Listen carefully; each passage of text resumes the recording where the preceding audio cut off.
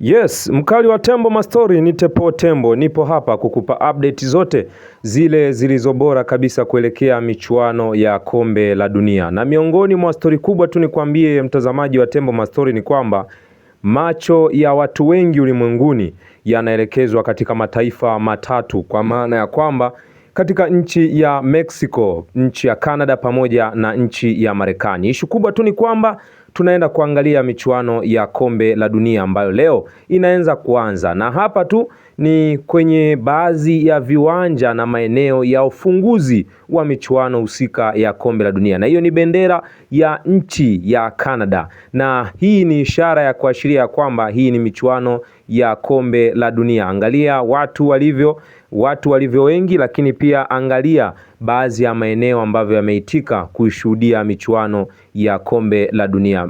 Michuano hii bana sio kinyonge kivile, ilianza mnamo mwaka 1930 na bingwa kwenye hii michuano alikuwa ni Uruguay baada ya kumfunga Argentina goli 4-2 kwenye uwanja wa Estadio Centamiro, uwanja ambao ulikuwa na mashabiki takribani 68,346. Lakini mwaka 1938 mtazamaji wa Tembo Mastori, Roma walimenyana dhidi ya finali ilifanyikia pale Roma, Italia, na Italia aliibuka bingwa wa michuano hiyo. Alicheza na Czechoslovakia na alishinda kwa mabao 2-1 kwenye uwanja wa Stadio Nazario PNF, na mashabiki walikuwa takriban 50,000.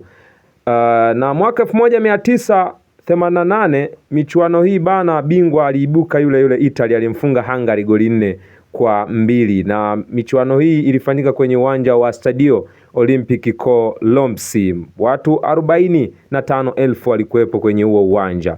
Lakini 1950 Uruguay akaibuka kuwa bingwa mbele ya Brazil kwa bao 2-1, na mwaka 1954 Benini ndo alikuwa bingwa, Ujerumani alikuwa bingwa wa michuano hii kwa kumbukumbu za haraka, na alishinda kwa bao 3-2 dhidi ya Hungary.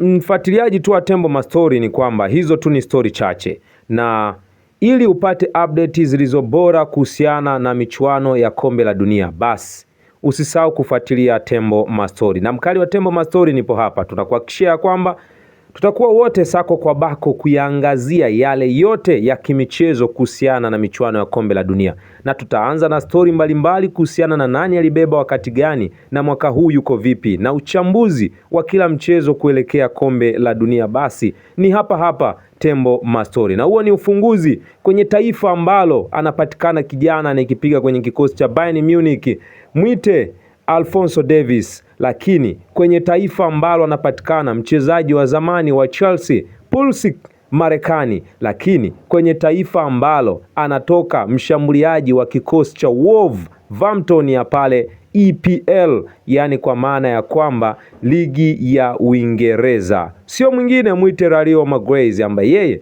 msimu huu alifunga goli 9 akiwa na Wolves, na anaenda kuwakilisha timu ya taifa ya Mexico, na leo anaenda kucheza dhidi ya Afrika Kusini. Mimi ni Po Tembo na ndio mkali wa Tembo Mastori. 2026 hii hapo inaonekana kwa uzuri kabisa, na yote ni kusherehesha michuano ya kombe la dunia, kwa maana ya kwamba michuano hii imetabiriwa sana itafanyika maeneo hayo matatu. Kwa hiyo macho ya wengi, masikio ya wengi yanatamani kufahamu nini kitatokea, nini kitajiri mwaka huu 2026. Ikumbukwe tu bingwa mtetezi wa michuano hii ni Argentina, ambaye huyu alicheza fainali na Ufaransa. Ufaransa wako moto sana msimu huu, Argentina wako moto, Portugal wapo moto. Niambie tu kwenye comment hapo YouTube ya kwamba wewe msimu huu unampa ubingwa nani? Na hilo taifa lililoonyeshwa hapo bana ni taifa kutoka bara la Afrika, na mataifa mbalimbali yapo kutoka bara la Afrika. Je,